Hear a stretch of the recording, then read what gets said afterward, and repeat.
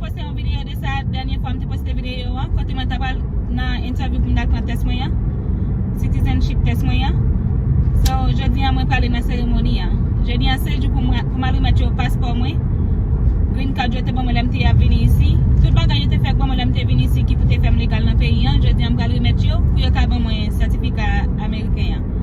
So, pou moun ki gen pou yo ale, nou ka gade video mte poste denye fwa, e nou ka gade video sa tou pou nou ka gen yon ide nan tet nou, at least pou nou ka prepare.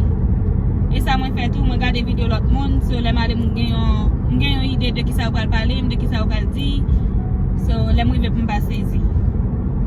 So, si mka entre ansama ave nou, mpa ansama ave nou pou mwontre nou, si yo pa vle, si mpa ka fè sa tou, lem soti mpa ples di nou, ki eksperyans mwen te fè, ki sa redim, tout sa redim mpa di nou.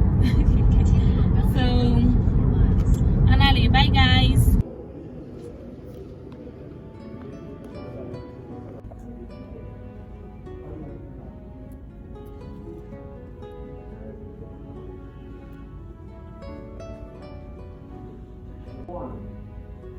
And on behalf of the United States Citizenship and Immigration. Hey guys, mwen geta fini.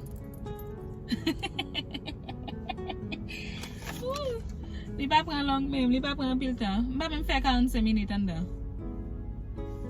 Mwen geta fini. So, yo met mwen, yo ba mwen envelope lan. Mwen met yo green card lan. Mwen yo ba mwen envelope la ki gen certificat, ki gen bagay pou mal voye fè paspom. Den lo fin fè sa fò mal rele moun sosyal yo pou mal chanje, pou mal fè yo konem son citizen now. E pi m chanje nom tou, m chanje last name mwen signature to signature Marim. So fò mal rele pou mal fè yo kont sa tou.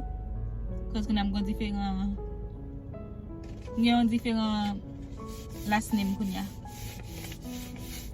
So, ya li pa an serye. M pas yo tabal pose moun personel kesyon, pa m pose kesyon kon sa men. Yo jist fè leve men doat ou an lè pou make sure tout sa di yo se verite.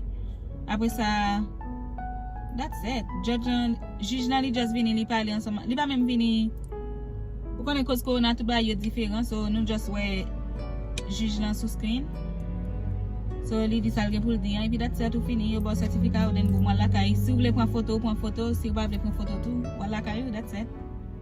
Mba tout pran foto, mwen son moun ki men pran foto, mba tout pran foto koz ou ka pran foto but ou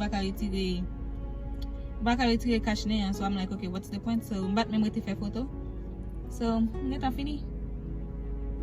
That's it, that was it. Appointment te at 11h, men kon al 11h50. Ebi m getan kite, m getan nan la ru, kon am nan out lakay mwen. So, that's it. Le nou prale nou pa bezwen. Kou fin pase test nan, pa gen an pou worry de, koz yo pa wal pose anken kesyon, yo pa bezwen etudye an, yo pa wal try to make relax. So, e kam si mte just ale mal pran sertifika epi that's it. Koz e sa mwive, sa mfevwe. Just remet green card lan epi chita, tande juj nan kap pale, kap di sa lap di an, leve men doat ou an le pou di tout sa di verite, then that's it. Yo bon sertifika, that's it. Li yan do sa. Mbap ka montre nou jan gade kouz de gen bagay important m la dan, bagay personel m la dan. So, that was it. Bye guys.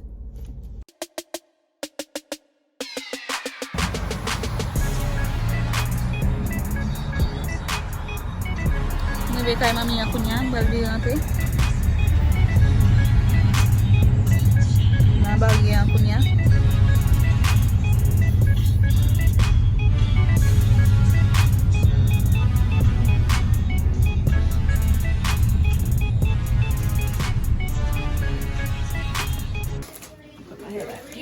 You ready?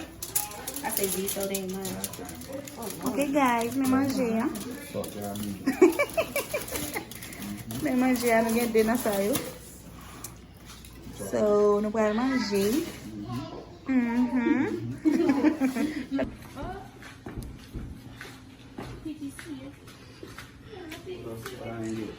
But there ain't no lobsters in him?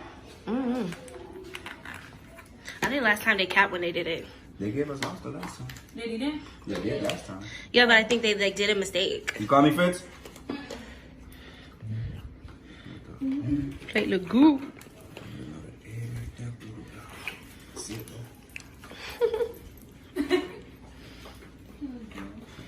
Get me what about this shit. Peter's at the door. You almost spilled them on you. Thank you.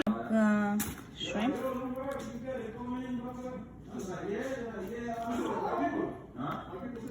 Shrimp. Ok, mi asek mwen pou konya. Si mbeze anko ma vin pran. Mwen pon lot bout may. Mwen lot bout may. Den si mbeze anko ma vin pran. Ok. Mi asek mwen. Di ba anje ni. Ba ki ba kritikim.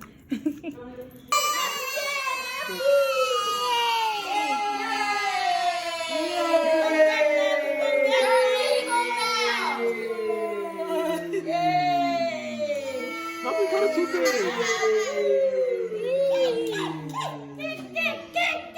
Bakun kume ke?